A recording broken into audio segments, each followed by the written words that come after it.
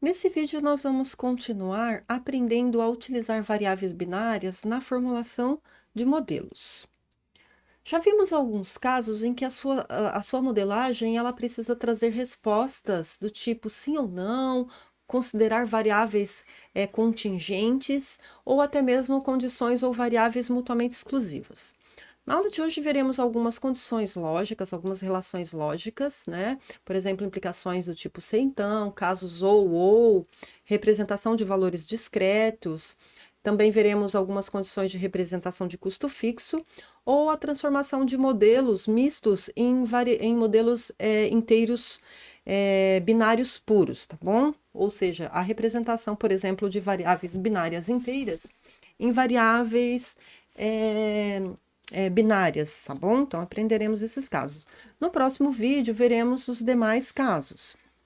Então, vamos começar com as relações lógicas do tipo caso se isso, então aquilo, né? É muito comum considerar essa utilização de variáveis binárias para essas representações lógicas, principalmente no caso de da produção de itens, em que acontece muito essas situações de implicações se, então, né? Para entender um pouquinho melhor, pense na situação em que você tem uma linha de produção e que você, se você fizer o produto do tipo 1, você também precisa colocar na linha de produção o produto do tipo 2, né? Você pode pensar que eles são, por exemplo, componentes de um produto maior, né? Então, se você vai fazer o produto maior, você precisa das partes, dessas componentes desse produto.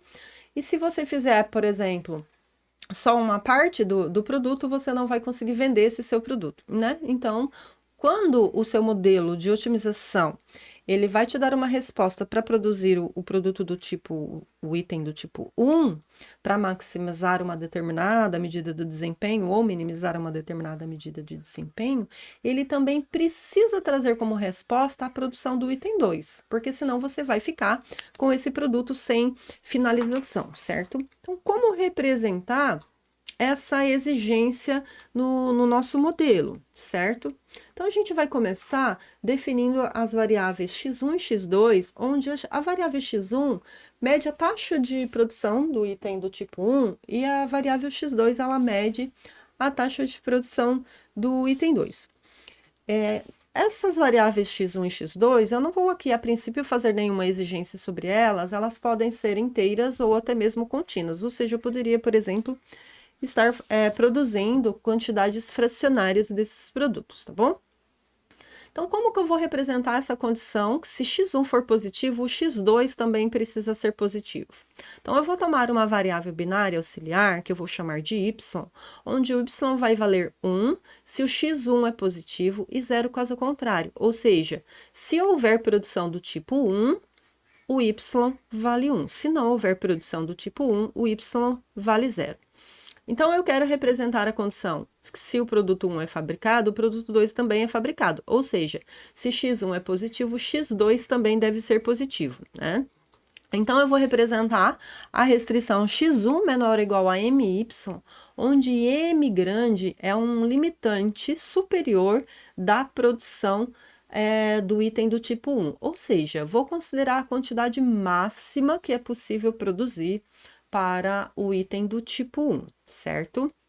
Então, observe que a interpretação dessa restrição, já que y assume o valor apenas 1 ou 0, é a seguinte: se o y é 0, o x1 é menor ou igual a 0, porque você vai ter 0 vezes m. Se o y é igual a 1, você vai ter x1 menor ou igual a m vezes 1, portanto, x1 menor ou igual a m, ou seja, o x1 fica limitado até a sua produção máxima, tá? Mas a gente precisa expressar a condição de que, se o y é 1, o x2 é positivo, ou seja, quando há produção do item 1, o item 2 também deve ser produzido, né? Posso escrever que se o y é 1, então o x2 é positivo. Então, observem aqui claramente a restrição lógica, a condição lógica y igual a 1, então x2 positivo. Então, para escrever essa exigência, a gente acrescenta a restrição x2 maior ou igual a m, y. Observe que m aqui eu utilizei a letra minúscula, tá? Então, esse M aqui é o limitante inferior da quantidade a ser produzida do item 2, ou seja, se houver produção do item 1, eu tenho uma quantidade mínima também para produzir do item 2, certo? Então, quando você coloca as restrições x1 menor ou igual a m grande y, m grande é a limitante superior da quantidade do item 1, e x2 maior ou igual mzinho y, onde mzinho é o limitante inferior da quantidade a ser produzida do item 2, né? A gente tem, então, essa condição de que se o item 1 é produzido, o item 2 é também produzido. Ou seja, se o x1 é positivo, né, tem produção, então o x2 também é positivo, certo? Então, considerando o y1 se x1 é positivo, e 0 caso contrário, colocando a condição x1 menor ou igual a my, x2 maior ou igual a mzinho y, e x1 e x2 nesse caso eu vou colocar não negativos, porque eu não tenho exigência aqui que a quantidade produzida seja inteira, e não esquecer de declarar, então, que a sua variável é binária, tá? As demais restrições são as restrições originais do seu problema, tá? Então, você só acrescenta esse conjunto de restrições, definindo essa variável dessa forma, e você tem garantido, então, que a restrição do caso, se isso, então aquilo, está automaticamente atendida na formulação do seu modelo. Observem que aqui nós consideramos apenas dois itens, o item 1 e o item 2, e a gente utilizou apenas uma variável binária para fazer o cumprimento dessa exigência. Vamos alterar um pouquinho essa situação, né? Em que a gente tem agora, por exemplo, vários itens, né? Vamos considerar que a gente tem a produção de 5 itens diferentes e que eu tenho uma exigência de ser, então, que é a seguinte: se os itens 2, 3 ou o 4 forem produzidos, então o item 1 também deve ser produzido. Então, observem que eu tenho um conjunto de 5 itens diferentes e eu tenho ali uma relação entre o item 1, 2, 3 ou 4. Né? Então, se o 2 ou o 3 ou o 4, prestem atenção no ou ali, forem produzidos, o item 1 deve ser produzido. Se o 2, o 3 e o 4 forem produzidos, o item 1 também vai produzido. Eu posso colocar essa interpretação embutida nessa. Mas se apenas o 2, ou apenas o 3, ou apenas o 4 for produzido, o 1 deve ser produzido. Então, observem que agora, como eu tenho vários itens e um conjunto de 3 itens ali, por exemplo, está interferindo na produção do item 1, eu não consigo mais fazer a modelagem utilizando apenas uma única variável binária auxiliar. Então, o que a gente vai conseguir utilizar nessa situação é uma variável binária para cada um dos itens. Então, eu vou definir o yj para j de 1 até a quantidade de itens, no caso 5, valendo 1 se o item j é selecionado para a produção, tá? Ou seja, se ele é positivo, tá? Posso colocar também como a gente colocou ainda há pouco, né? E aí eu vou acrescentar a seguinte restrição, né? Como eu tenho uma dependência ali do produto 2, o produto 3 e o produto 4 com relação ao produto 1, ou seja, se o x2 é positivo, ou o x3 é positivo, ou o x4 é positivo, que seria, no caso, a quantidade dos itens, né? Eu não tô definindo essa variável aqui, mas eu poderia estar definindo. Eu preciso também que o x1, a quantidade do x1 seja positivo, tá? Mas aqui a quantidade para mim não está sendo relevante, eu quero apenas que seja produzido, tá? Então, eu vou colocar a restrição xy2 mais y3 mais y4 menor ou igual a 3y1. Por que 3y1? Esse 3 aqui, na verdade, está fazendo a mesma interpretação do m grande que a gente considerou ainda há pouco, que era a quantidade produzida máxima dos itens, a produção máxima do item do tipo 1. Mas observem que aqui, como eu estou somando variáveis binárias, que é o y2, o y3 e o y4, essas variáveis assumem no máximo o valor 1. Então, essa soma do lado esquerdo, ela vai assumir no máximo o valor 3, tá? Se eu quiser colocar um M grande aqui, muito maior, eu poderia colocar, mas quanto maior for esse M, maior fica o seu espaço de busca. Aquele conjunto que você define lá de pontos factíveis do seu problema passa a ficar muito grande. E isso é um problema quando você trata programação inteira e binária, como a gente vai ver daqui a pouco, tá bom? Então, observe que, como o y é 1 ou 0, então o lado direito aqui vai ficar menor ou igual a 3 vezes 0 ou menor ou igual a 3 vezes 1. Portanto, você está assegurando que o y1 ele fique maior ou igual a x2 mais x3 mais o x4 ali, quando ele é multiplicado por 3. Ou seja, se o 2, o 3 ou o 4 não foram selecionados, ambos são zero, então o lado esquerdo fica zero. Então, o lado direito também precisa ser zero, porque você está com aquela condição ali de 3y maior ou igual a zero, tá? Para garantir essa condição de estar ou não sendo produzido o item 1, quando os itens 2 ou 3 ou 4 estão produzidos, será que eu poderia representar apenas y2, y3 mais y4 menor ou igual a 1? Eu peço que vocês analisem o que acontece se ao invés de colocar a condição y3 mais y2 mais y3 mais y4 menor ou igual a my1, no caso o m eu considerei igual a 3 ou 3y1, você colocasse que x2, y2 mais y3 mais y4 fosse só menor ou igual a y1. Vamos fazer a interpretação juntos aqui, olha. Quando eu tenho menor ou igual a 3, então significa que o x2, o x3 e o x4, eles podem ser, o produto 2, 3 ou 4, eles podem ser produzidos juntos, e aí o produto 1 é produzido. Ou eles podem ser produzidos em separado, só o 2, só o 3, ou só o 4, e ainda assim você tem que o produto do tipo 1 também é produzido. Quando você coloca y2 mais y3 mais y4 menor ou igual a y1, observe que, quando tudo é zero, né, não tem produção nem do 2, nem do 3 e nem do 4, eu vou ter produção do y1 ou não, né? Eu posso ter 1 ou 0 lá do lado direito, né? Se eu tenho produção apenas do y1, então o y1 vai ficar maior ou igual a 1. Ou se eu tenho só do 2 ou só do 4 também. Mas se eu tiver a produção dos 3, pensa que você tem produção do 2, do 3 e do 4. Então, você vai estar com uma soma. Você vai estar com uma soma igual a 3 aqui quando os 3 são produzidos. E você está exigindo que o seu y1 seja maior ou igual a 3.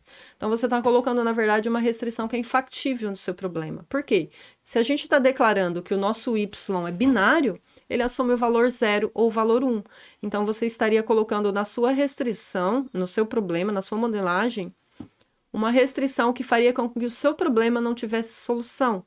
Então, prestem atenção ali que essa restrição da constante m grande, ela é muito importante quando você tem esse tipo de decisão, tá? Às vezes você não pode dar muita importância para esse tipo de restrição, mas você vai observar que esse tipo de restrição será muito útil no processo de modelagem que a gente vai estar utilizando da agora para frente, tá? Então, a interpretação é essa, né? Eu posso ter os 3 produzidos do lado esquerdo e eu não vou produzir uma infactibilidade. O y1 pode ser, então, ele vai ficar sendo maior ou igual àquele valor ali, mas ele está multiplicado por uma constante 3 aqui, né?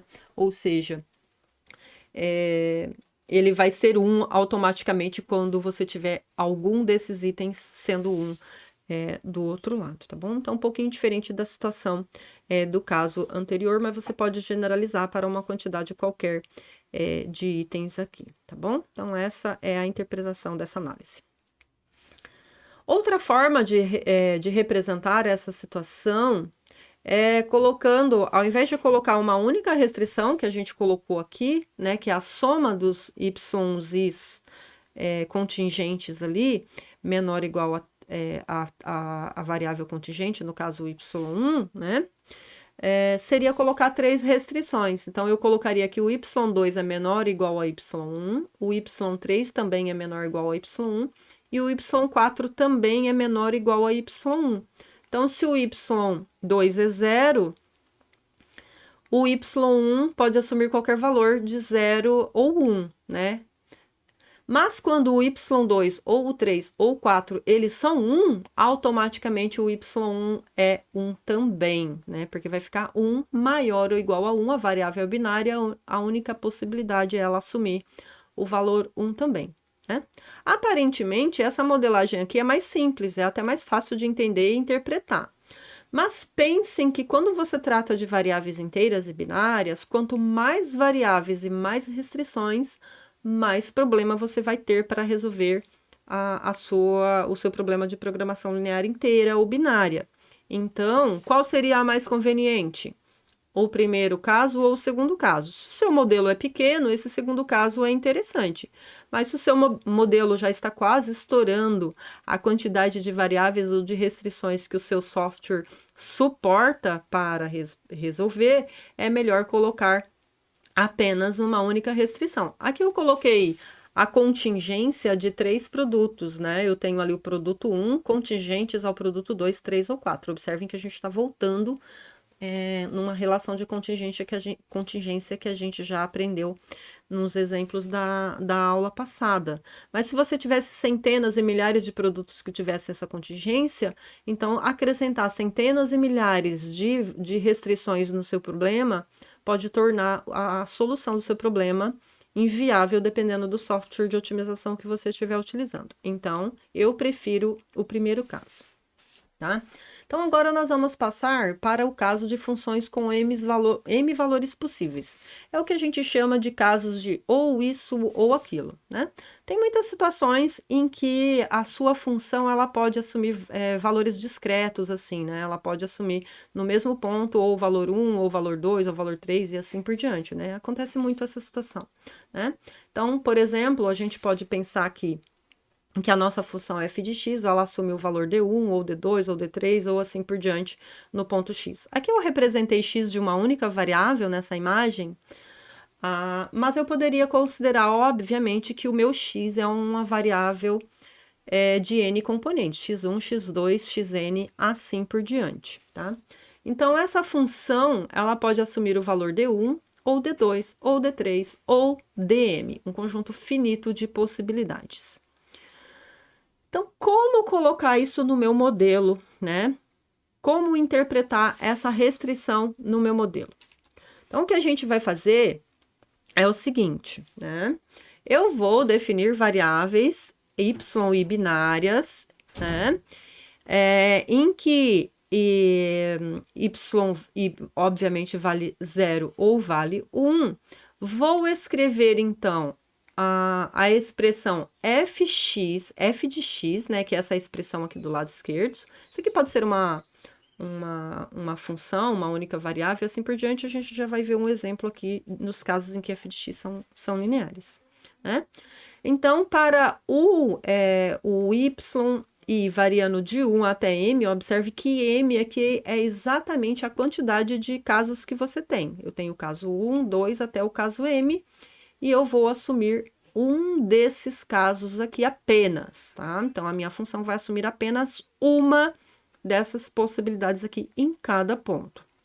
Então, eu escrevo que f de x é a soma de i igual a 1 até m, de di vezes o yi, onde o di é o valor que ela assumiria, tá? Ou o d1, o d2, ou o dm, e o yi, ele vale 0 ou 1, e eu acrescento a restrição que a soma desses y é igual a 1, ou seja, eu vou obrigar que um único y assuma o valor 1. Se, por exemplo, o y1 é igual a 0, todos os demais, se o y1 é igual a 1, todos os demais são 0. Se o y2 é igual a 1, todos os outros demais são igual a 0. Então, eu asseguro que, nesse caso, a minha função f de x vai assumir apenas um único valor, tá? Então, eu represento dessa forma aqui. Então, observem que eu não posso esquecer de declarar, nesse caso, que a minha variável yi, para ir variando de 1 até m, m é a quantidade de condições que você tem, é uma variável binária, tá? Nesse caso, então, a gente observa que acaba caindo no caso de alternativas mutuamente exclusivas. Tá? Então, em alguns exemplos, aí, alguns problemas que aparecem na lista de exercício, também tem essas restrições, né? Olha, represente essa modelagem para que as restrições do tipo 1, 2 e 3 sejam restrições mutuamente exclusivas. Então, você vai cair nesse caso, ou isso, ou aquilo, ou, e assim por diante, tá? Então, essa aqui é a situação. Para a gente entender um pouquinho melhor, né, nada melhor do que um exemplo concreto. Vamos pensar que a gente tenha três restrições. 3x1 mais 2x2 é igual a 6, ou é igual a 12, ou é igual a 18. Então, observem que a gente tem retinhas aqui, né? 3x mais 2y igual a 6, ou 12, ou 18. Na verdade, a gente está fazendo algumas translações dessa reta.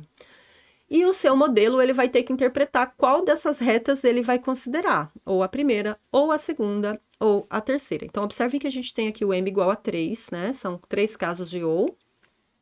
E o D1 vale 6, o D2 vale 12 e o D3 vale 18. Então, a gente vai definir y1, y2 e y3, variáveis binárias, e a gente vai escrever, no nosso caso aqui, a f de x é 3x1 mais 2x2, igual a 6y1, que é o D1, mais 12y2, que é o D2, mais 18y3, que é o D3. Ou seja, a soma para i de 1 até 3, que a gente tem m igual a 3, de di vezes yi.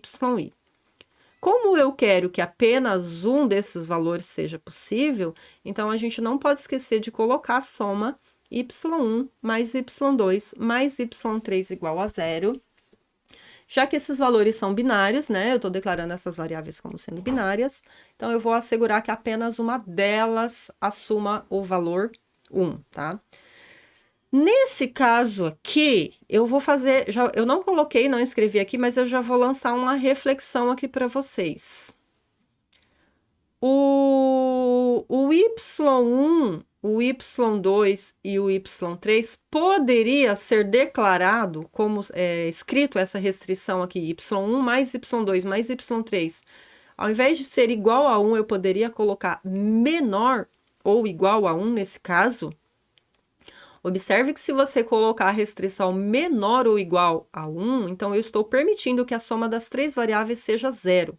Se essa soma das três variáveis for permitido ser 0, significa que as três variáveis são 0. Então, eu estaria tendo 3x1 mais 2x2 igual a soma de 0, portanto, igual a 0. Mas eu não tenho esse caso aqui na minha restrição. Então, por isso, a restrição de soma das três variáveis binária igual a 1, tá bom? Então, prestem atenção aqui, que um sinal de igualdade e um sinal de menor ou igual aqui pode fazer muita diferença na sua modelagem, estragar toda a condição permitida aí na sua condição real, tá bom? Então, aqui as variáveis, não esqueçam de declará-las como sendo binárias. Então, a gente finaliza esse caso do exemplo do ou, condições lógicas ou, tá bom? Outra reflexão que eu quero lançar aqui para vocês é a seguinte: qual a interpretação de colocar no seu modelo 3x1 mais 2x2 igual a 6, 3x1 mais 2x2 igual a 12 e 3x1 mais 2x2 igual a 18? Né? Então, pense que você tem lá a sua função objetivo definida, as restrições originais do seu problema e a declaração de todas as variáveis, e tivesse essas três restrições aqui escritas dessa forma. Quando a gente escreve um problema de programação linear, seja ele linear, não linear, misto, inteiro, seja lá que tipo for, essas restrições que a gente acrescenta no modelo, elas são lidas do tipo e. Então, a restrição 1, e a restrição 2, e a restrição 3, e assim por diante, tá? tá? No entanto, que quando você vai representar o conjunto viável de soluções, você faz a interseção. Então, a interseção você está fazendo com que valham todas elas, né? A primeira, a segunda e, a terceira e assim por diante.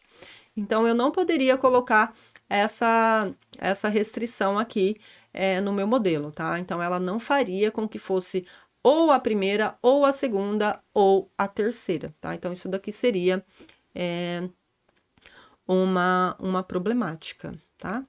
Uma outra forma de escrever isso daqui, se eu tivesse escrito 6 é igual a 6y, igual a 12y, igual a 18y, e o y m, na verdade, né? Posso considerar o m como sendo aquela própria constante ali. E aí pensar o que o y é uma única variável binária que pode ser 0 ou 1. Não, teria que ser 3 mesmo, y1, y2, y3. Não daria certo ali. Então, esquece o que eu falei. Certo? Agora, vamos passar para o caso de representação de variáveis com valores discretos, tá? Então, quando a gente declara variáveis contínuas ou variáveis inteiras, elas podem assumir qualquer valor, né? As contínuas a partir de 0, qualquer valor, as inteiras a partir de 0, qualquer valor inteiro, 0, 1, 2, 3 e assim por diante. Mas pensem que, em determinada situação, você não quer que essas variáveis assumam qualquer valores arbitrários, e sim assumam valores em um conjunto de possibilidades definido, como, por exemplo, aqui, ó, vou considerar que a minha variável ou vai assumir o valor 4, ou 6, ou 8, ou 12, ou 20, ou 24, e apenas um desses valores aqui. Como escrever isso no meu modelo? Tá? É o que a gente chama de conjunto discreto, um conjunto formado por pontos, um número finito de pontos, um conjunto discreto. Então, a minha variável do problema, ela só pode assumir esses valores nesse conjunto discreto aqui. Então, como que eu vou falar que o meu x, por exemplo, pertence ao conjunto 4, 6, 8, 12, 20 ou 24 nas minhas restrições? Então, novamente, vamos utilizar variáveis binárias auxiliares. Então, como o nosso conjunto discreto possui 6 valores possíveis, eu vou considerar 6 variáveis, né? Y para i de 1 até 6, e elas valem, obviamente, 0 ou 1. E aí eu vou acrescentar para minha variável x, né? Minha variável de decisão x, que pode assumir um desses valores aqui, eu vou escrever, então, x como sendo o somatório desses valores, respectivos valores, multiplicado pelos respectivos y, ou seja, o x é a somatória de yi vezes o valor vi lá daquele conjunto discreto. Portanto, 4y1, 6y2, mais 8y3, mais 12y4, mais 20y5 e mais 24y6, tá? Tá pronto? Não, né? Eu preciso falar que essa variável vai assumir apenas um valor? Não sei, tá? Então, se sim, apenas um desses valores, que a maioria dos casos é o que acontece, não esqueçam de colocar, então, que a sua soma dessas variáveis é igual a 1, não menor ou igual. Se você colocar menor ou igual, você possibilita que todas se anulem, aí o y poderia estar assumindo, o x, desculpa, poderia estar assumindo o valor 0, e 0 não pertence a esse conjunto aqui, tá? Então, novamente, a importância da condição da restrição de igualdade nesse caso. Então, aqui a gente considerou mais um caso, que é a representação de variáveis com valores em um conjunto discreto previamente definido, tá? Então, aqui a gente tem mais esse caso. Agora vamos considerar problemas em que tem custo variável e custo fixo. A gente já tratou isso, mas eu vou deixar registrado aqui a formalização, tá? Então, suponha que você tem ali uma produção de item do tipo J, né? Vamos considerar conjunto J de 1 até N produtos diferentes. Aqui nesse gráfico eu vou representar para o jésimo produto. Então, o custo, ele tem um custo fixo, começa já em KJ, e mais o custo variável proporcional a CJ e a quantidade produzida XJ. XJ, para mim, é a quantidade, a taxa de produção, e CJ é o custo de produção do item do produto do tipo J. E KJ é o custo fixo. Quando não tem produção, o custo é 0, tá? Então, observem que tem aqui uma bolinha em vermelho no 0. Parecido com o que a gente fez o exemplo 2 da aula passada, em que a gente tinha uma linha de montagem que tinha um custo de preparo ou não, tá bom? Aqui a gente vai considerar o caso em que a gente tenha N produtos desse tipo. Observe que essa função não é contínua no zero, porque ela tem um pulo ali, ela tem um salto, né? No zero ela vale zero, depois ela salta e vai para essa reta que é linear KJ mais CJXJ. Então, ela é linear por partes, ela não é linear na origem. Então, por isso, você tem a problemática aí para tratar na representação do seu modelo. Então, como representar essa situação de forma que isso seja linear? E a gente vai usar variáveis inteiras, então, para essa representação, tá bom? Então, vamos lá. Vamos começar definindo a taxa de produção XJ, né, como a gente já tinha feito anteriormente, e o custo de produção FJ de XJ da atividade J, então, ele vai ser dado pela constante KJ mais CJ XJ quando houver produção do tipo J, ou seja, se XJ é positivo, tem quase um trava-língua aqui, e zero se XJ é zero, se não tem produção do tipo J. Então, na verdade, a gente vai ter, para somar a taxa, as taxas de todas as taxas de produção, a gente vai ter o somatório do FJ de XJ ali, considerando J de 1 até N, a quantidade de produtos, né? Então, para formular esse modelo aqui, né, a gente precisa, então, representar como sendo, então, essa somatório desses custos totais, né? J, o custo de cada produto, FJ, o custo de cada produto, então, onde esse custo aqui, onde esse custo, ele tem o custo fixo e o custo variável. Então, a gente teria aí a representação das variáveis, das restrições originais do problema e mais as restrições auxiliares que fazem com que essa condição seja cumprida, tá? A gente está formalizando aqui, mas acho que você já tem uma ideia de como que fazer isso, porque está misturando os casos que a gente tem tratado até agora. Então, para converter esse problema em um problema em programação inteira, misto, né, porque tem variáveis de decisão contínua e tem variáveis binárias aí de decisão sim ou não, né?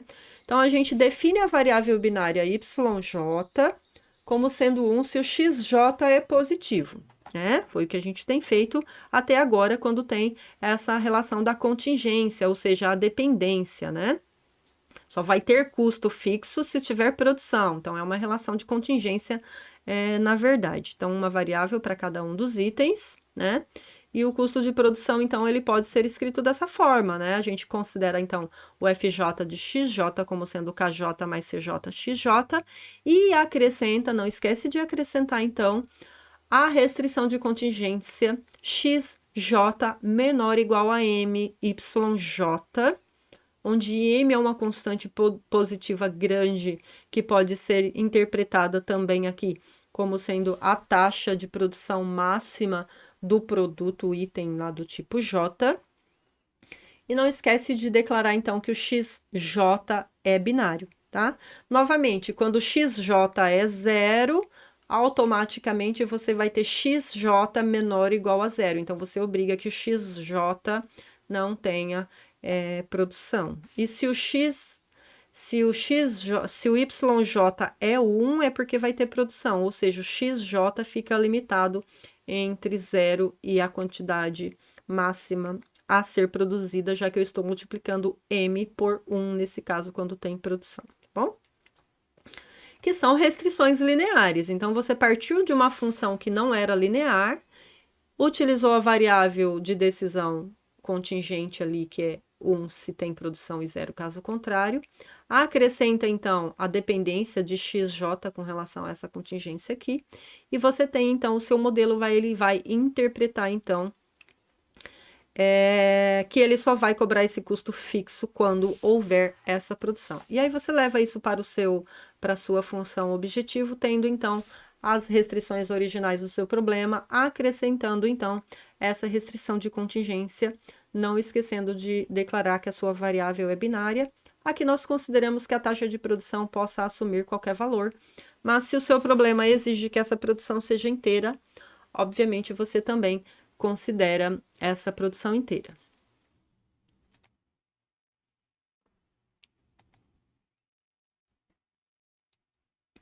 Vou deixar como exercício para você aplicar essa questão de custo fixo e custo variável e decisões do tipo sim ou não, o exercício da lista 1, vocês vão fazer a escolha de uma empresa de telefonia, tá bom? Então, por favor, depois vocês façam esse exemplo aqui e a gente termina ele na nossa aula síncrona, tá bom? Agora vamos fazer a representação binária de variáveis inteiras genéricas, tá? Então, a gente vai supor que a gente tem um problema de programação inteiro puro, em que a maioria das variáveis são binárias, porém a gente tem a presença de algumas variáveis inteiras genéricas, que podem assumir qualquer valor. E vocês vão observar que tratar problema de programação inteiro puro, ou binário, ou misto, dependendo do software, do tamanho, da quantidade de variáveis, da quantidade de restrições que você estiver considerando, você pode ter problemas para resolver isso aqui. Então, pode ser que seja conveniente que você transforme o seu problema em um problema binário puro, para que você possa aplicar, por exemplo, um software eficiente aí de programação inteira binária, tá? Então, uma maneira de contornar é fazer essa representação binária, né? Então, a gente pode representar as variáveis que são inteiras por variáveis binárias, tá bom? Na verdade, vocês já devem saber como que escreve variáveis binárias, tá? Não é o binário aqui de escrever um número na base 2, tal, mas a ideia é bem similar. Então, vamos considerar que a gente tem ali uma variável x que tenha limitante superior igual a u e limitante inferior igual a zero. Então, a gente precisa determinar um valor n, um número inteiro n, positivo, de tal forma que esse limitante superior esteja definido entre 2n e 2n mais 1, tá? Então, nesse caso, a gente vai conseguir escrever a variável original x, que era inteira, como sendo uma variável binária, escrevendo a soma para i de 0 até n, onde esse n é essa constante aqui do limitante, aqui que eu coloquei na expressão anterior, 2 elevado a i, y, tá? Basicamente, o que vocês usavam lá para escrever variáveis binárias, onde essas variáveis y são variáveis binárias auxiliares, ou seja, valem 0 ou vale 1. Então, a gente pode substituir essa expressão aqui onde aparece a variável x no nosso modelo, e a gente vai ter, então, um modelo binário puro, tá? Então, isso daí pode ser conveniente. Para a gente entender um pouquinho melhor essa representação aqui, vamos fazer um exemplo rapidinho aqui, tá? Então, suponha que você tenha ali um problema genérico qualquer, binário, mas que você tenha a variável x1 e a variável x2, que são inteiras, e aparecem lá envolvendo o x1 e o x2 essas restrições, x1 menor ou igual a 5 e 2x1 mais 3x2 menor ou igual a 30, e todas as outras restrições do seu problema, e todas as outras variáveis são binárias, apenas o x1 e o x2 são variáveis inteiras, tá? Então, utilizando essa representação aqui que eu acabei de mostrar para vocês no slide anterior, né? Então, vou representar que x1 menor ou igual a 5 e 2x2 mais 3x2 menor ou igual a 30, para identificar quem são essas constantes aqui, os limitantes superiores u, e essa constante n aqui, tanto para a variável x1 quanto para a variável x2. Como o nosso x1, ele é exigência do modelo ter restrição x1 menor ou igual a 5, então eu já posso considerar que o limitante superior do x1, lá o valor u, é o próprio 5, tá? Já para o x2, já que o valor máximo de x1 é igual a 5, né? Então, esse valor máximo aqui de 2 vezes x1 é igual a 10, tá? E o valor mínimo é 0. Então, o valor mínimo é 0, pensando no valor mínimo aqui, o máximo que o x2 pode assumir, já que tem que ser 30, é 10, porque 3 vezes 10, quando o x1 é 0, já vai dar o 30. Então, o limitante superior para o x2 seria o 10, tá bom? Então, a gente definiu o u para x1 igual a 5 e o u para x2 igual a 10, tá? Então, a gente consegue escrever com n igual a 2 que o u está entre 2 ao quadrado e 2 ao cubo, isso é verdade, né? 2 ao quadrado, 4, e 2 ao cubo, 8, é óbvio que 5 está entre 4 e 8. Já para o x2, né? O x2 ali, o u, que é 10, ele está entre 2 ao cubo e 2 à quarta, certo? Porque tem que ser n e n mais 1 aqui, ó. Observem que é u está limitado entre 2n e 2n mais 1. Se eu considerasse o 2 aqui, já não daria certo, tá? Porque tem que ser o n mais 1. Então, eu posso colocar que o 10 está entre 2 ao cubo e 2 à quarta. Verdade, 2 ao cubo, 8, 2 à quarta, 16. 10 está entre 8 e 16, tá? Então, eu vou precisar de n igual a 2 para definir o x1 e n igual a 3 para definir o x2 em variável binária. Então, eu vou escrever que o x1, né, vai ser o somatório de 2 elevado a i, y, soma de 0 até 2 para o x1. Então, vai ficar 2 a 0, que é 1, vezes o y0, mais 2 elevado a 1 vezes o y1, mais 2 elevado a 2 vezes o y2, a gente definiu o x1 em forma binária. Da mesma forma para o x2, agora eu vou somar de 0 até 3, porque o n é 3 ali para o limitante do 10, certo? Então, vai ficar 2 a 0. Aqui eu chamei de y0, y, y2 para as variáveis do x1 e vou chamar y3, 4, 5 e 6 as variáveis para o x2. Eu não posso dar os mesmos nomes aqui, tá bom? Então, o meu y para o x3 está começando lá no 3, tá? Não no 0 aqui, porque eu não posso usar as mesmas variáveis.